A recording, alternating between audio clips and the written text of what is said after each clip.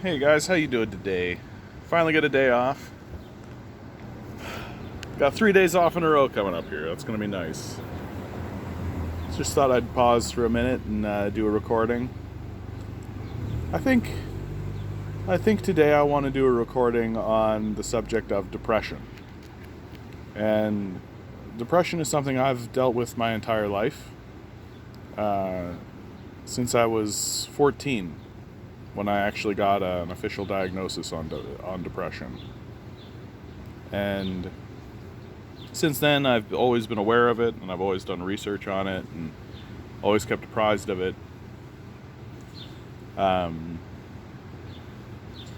I think the most important thing when it comes to depression is to constantly be asking yourself and to constantly be aware, and on a daily level, like every morning, every day, you wake up, and the first question you ask yourself, first question I ask myself, am I depressed today? Because that's really how depression uh, becomes dangerous. That's how depression becomes dangerous, is when it's operating within your system, when it's happening to you, but you're not aware of it. And when you gain awareness of it, you may be so far along that it's such a difficult road back. And so for myself this morning, like for the last week and a half, I've been waking up asking myself, am I depressed? And I've been coming back with a yeah, probably. Yeah, probably. And there's always reasons, right? Like I'm back to work now, so there's a reason to be tired, right? Yeah, I'm tired, of course, because I'm back to work and I'm more active. Oh, I just didn't get enough sleep that last night, or a night ago, and so that's why you're tired, right? Maybe you're not depressed, maybe you're just tired. Well, today, it's hard to deny that you're going through about a depression when you have like a 14-hour sleep. I feel like if you're, having normal, if you're having a 14-hour sleep, you got to ask yourself pretty sharply, right? Like, are you depressed? And that's what happened to me last night. I went to bed. I was real tired. I went to bed at like 10. I woke up. I thought, maybe I slept in till 10. Maybe I had maybe I slept in, had like a big, long 12-hour sleep. And no, it was closer to like 1. And so that's a sign.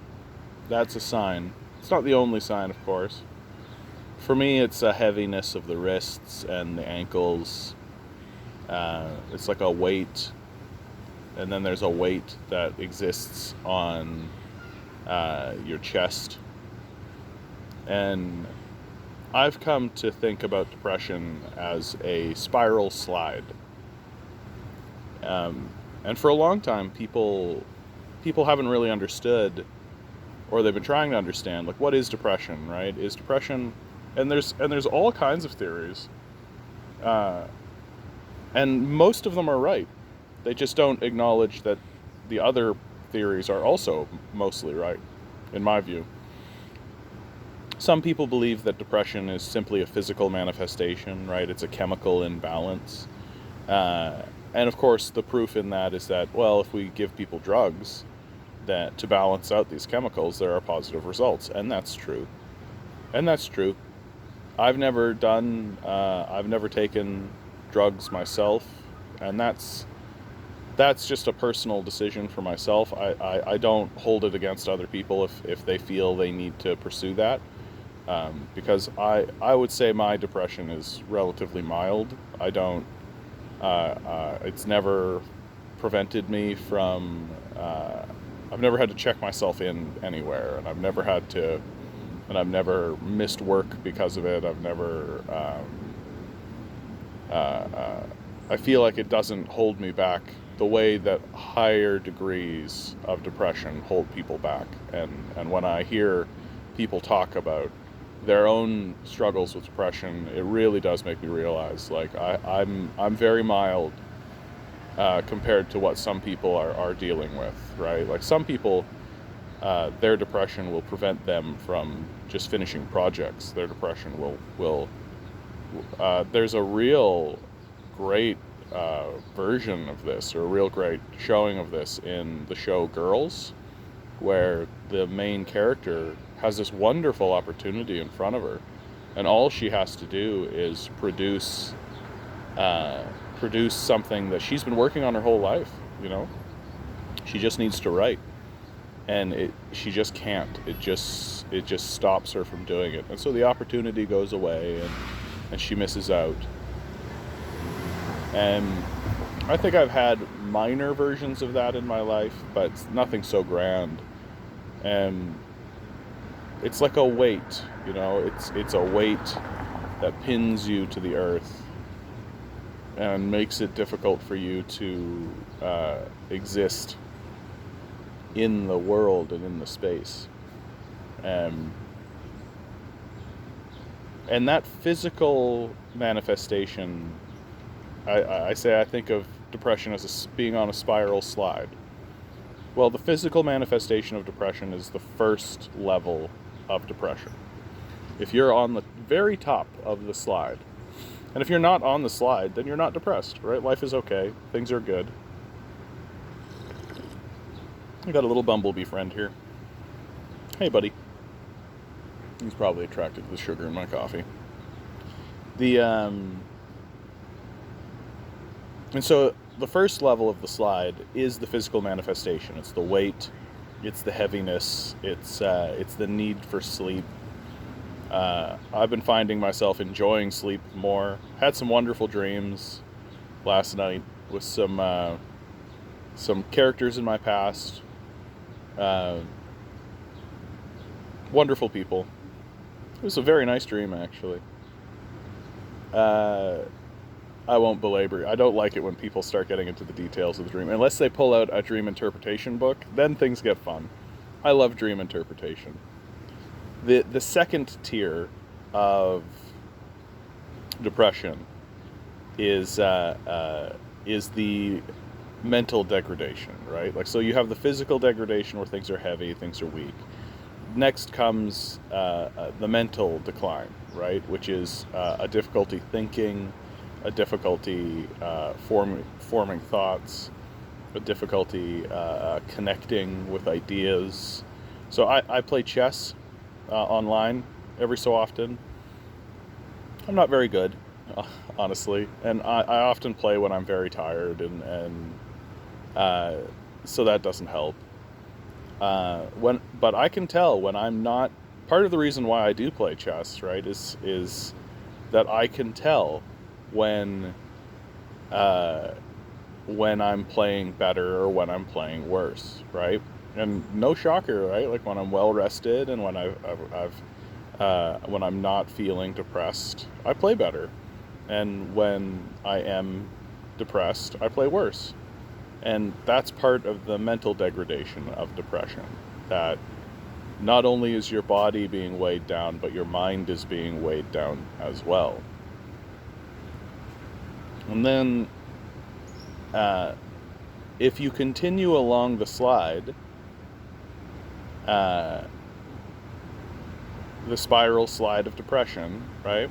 And if you don't acknowledge that you are depressed and that you need to take steps to get out of the depression,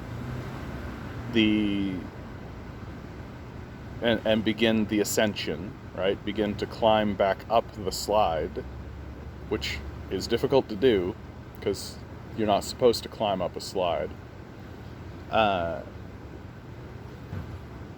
You enter the third phase, and the third phase is where things get very, very, very wobbly in terms of discussion and in terms of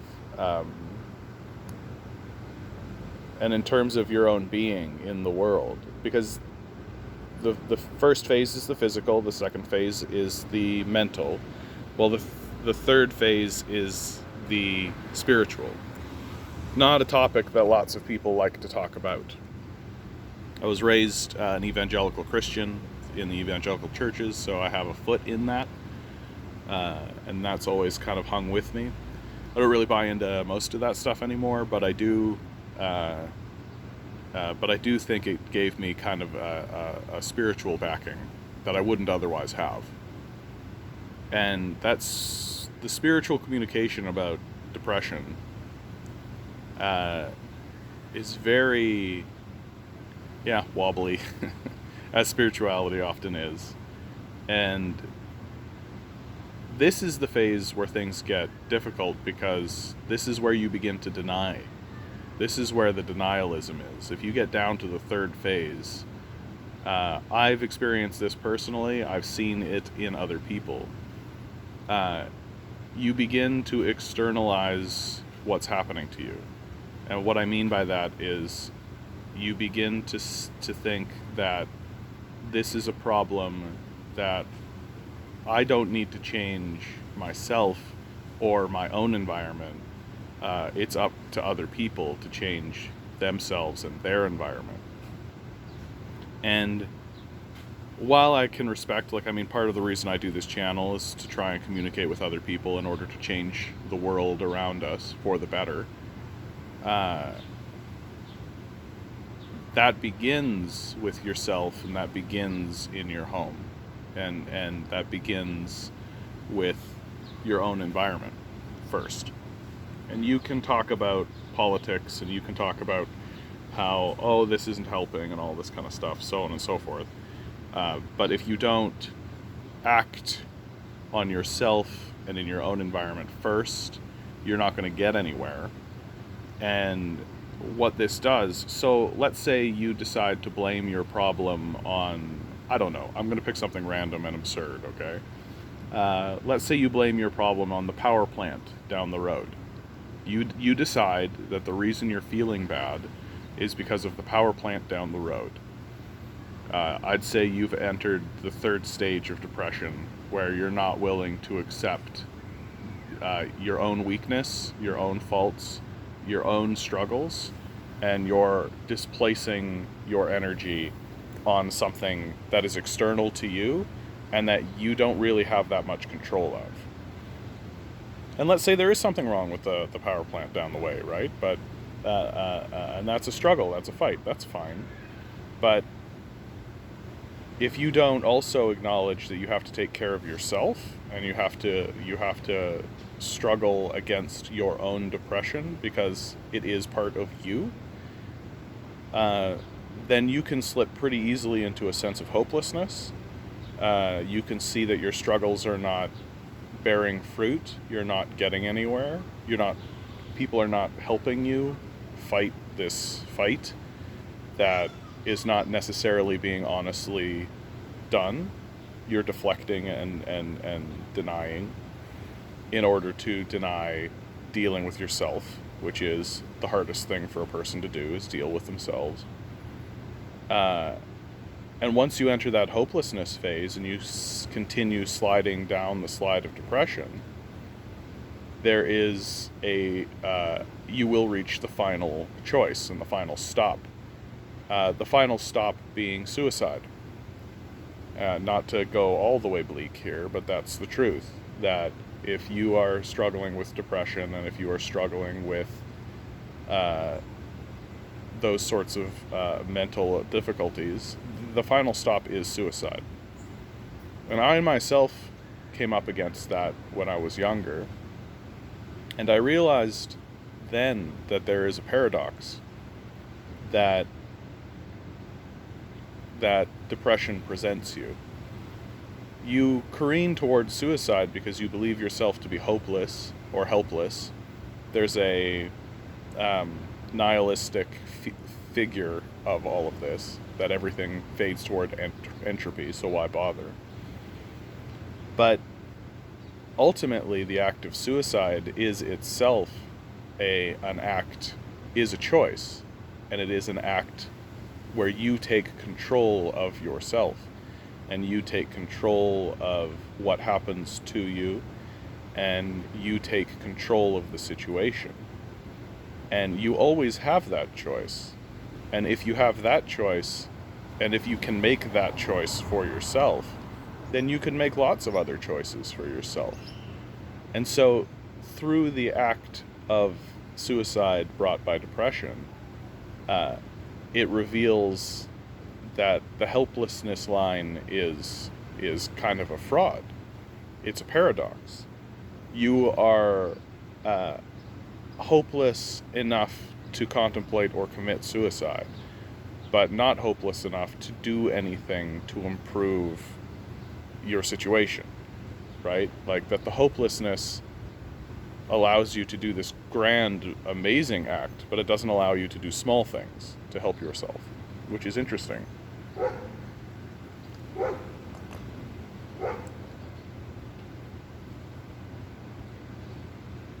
So, what I always think and what I always say, right? You have to begin small. Acknowledging that you are in depression is absolutely crucial. It's the first thing. Do you feel heavy? Do you feel as though you have a weight on your chest, your ankles, your wrists? Do you feel as though it is difficult to get out of bed in the morning? Do you feel as though it is do you feel as though even doing small things to improve your own life are pointless? If you said yes to any of these things, then you need to seriously contemplate and take seriously the idea that you are struggling with depression. And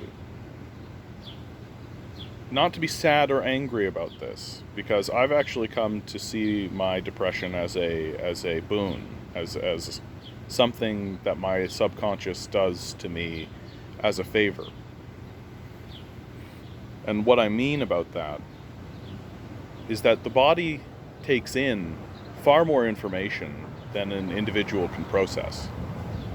Far more. The sounds, the sensations, the all of the glory of the world is just shot down at you, and there's absolutely no way that your brain can actually process it completely. You can't. So a lot of that information just gets shoved into the subconscious, where you process it through sleep, through dreams. And the subconscious doesn't necessarily it can't sit you down and be like, Jonathan, you're depressed. It can't do that. So it sends signals. It sends signals the way that it can, which is through the physical, and then the mental, and then and then ultimately the spiritual, and forces you to confront deeper things about yourself. And most of the time what it's attempting to tell you to do is slow down. Slow down. That's built into the system, right? It puts weights on you, it tells you, and it says to you, slow right down. Slow right down. Something around you, or something you're doing, or perhaps both, something has gone wrong. And you have to investigate, and you have to figure it out, and you have to learn more, and you have to dig deeper. And the place to begin, in my view, is your own apartment. Have you done your dishes? Have you swept your floor? Have you put your clothes away? Have you done your laundry? These are very small things that are in your control. You can do them. I guarantee it. I guarantee that you can do these things. And once you've, organized that shelf, put away the clutter, done those dishes, put the dishes away, all of those sorts of things. Those small things that you don't necessarily take seriously.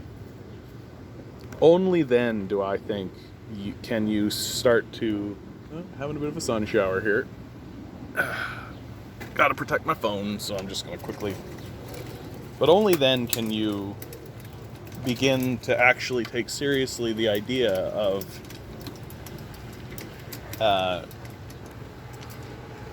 only then can you actually take seriously the idea of extending your political self outside your own home, right?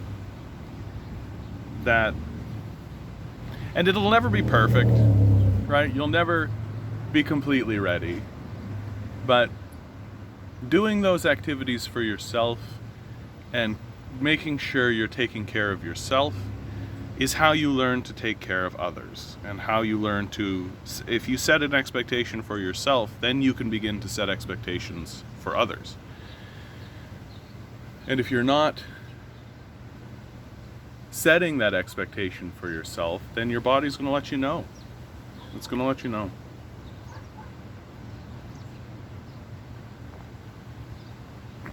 Now, I do believe there is a form of depression that exists in our society today because there are extremely large issues that are essentially being ignored. Climate change is a big one. Poverty, homelessness is another one. That sense of helplessness. Many of us have just found ourselves where we are. I'm currently watching like a whole group of kids, and they don't quite realize that they're just going to end up where they end up, and they don't really know where they're going to end up. And you know, they're full of hope in life and all that, but they'll get into their 30s and they'll begin to see it, that you just kind of end up where you end up. And you can make some choices, sure, and you can do what you like, but you don't really have control over where you end up, really. And that sort of strengthens the sense of hopelessness that exists within the society. And you want to, and you need to investigate it more. You need to sort of figure out, like, okay, well, why are we not dealing with climate change? Why are we not actually taking that seriously? Why are we not taking the most existential threat of our lives seriously? And that kind of depression, like after you've cleaned everything up, after you've done all that kind of stuff, you're still feeling depressed. Heck, I know people who take the drugs and they still feel depressed. They still struggle with it. Eventually there comes a point where you have to stand to your feet and say, this whole thing is burning down and we're not doing anything about it. And you need to realize that your body and your consciousness is trying to bring you down to the ground, to slow you down, to make you realize that that's what's happening, and that we need to put the full force of humanity's struggle into slowing down, doing less. Where are we rushing to?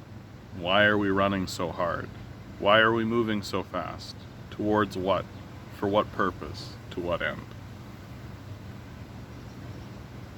These are questions that you don't really get to ask, and you don't really get answers to, because we are strapped on to this capitalist system that's just more profits, more, always more, faster, more efficient. But if you stop and you ask, why? Why are we making so much? Why are we rushing so hard? To what end? For what purpose?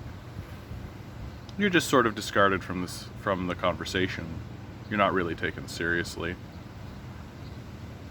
And it seems as though the system is built in such a way so that eventually there'll be enough people who are being pulled down by the force of their own consciousness and their own spiritual existence, that eventually the system will slow down. Eventually it does happen. I take a look at what happened in COVID-19, right? Like, and all the reports say that it was good for the environment. It was good.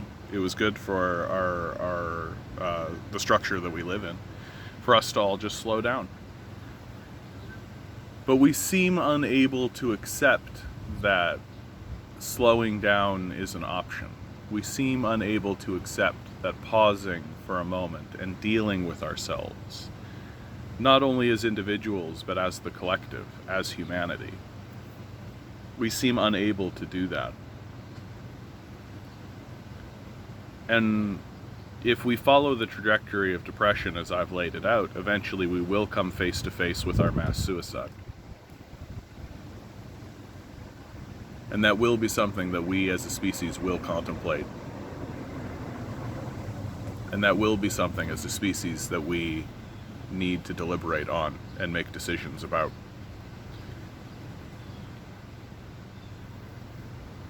Because right now we're not really doing that. It pops up here and there. It has crop outs.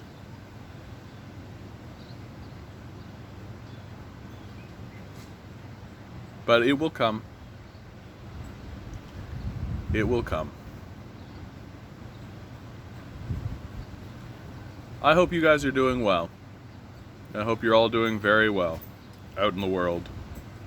I hope that you are fighting the good fight, and I hope that you're not struggling so much.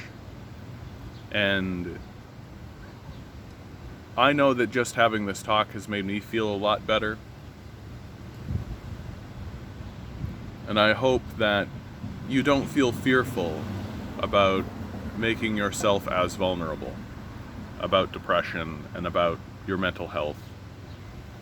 And I hope that you have people to talk to, and I hope that you have people around you to be able to discuss these things. And talk about theories and your ideas about what's going on in the world and how it's affecting you as an individual, but also the community around you. I hope that we can all work through this, because the world we live in is a beautiful place. It is a beautiful place. We just need to keep it that way. Okay. Don't forget the like, share, subscribes thing. Yeah, as always. I love you all. I hope you're doing well. Good luck.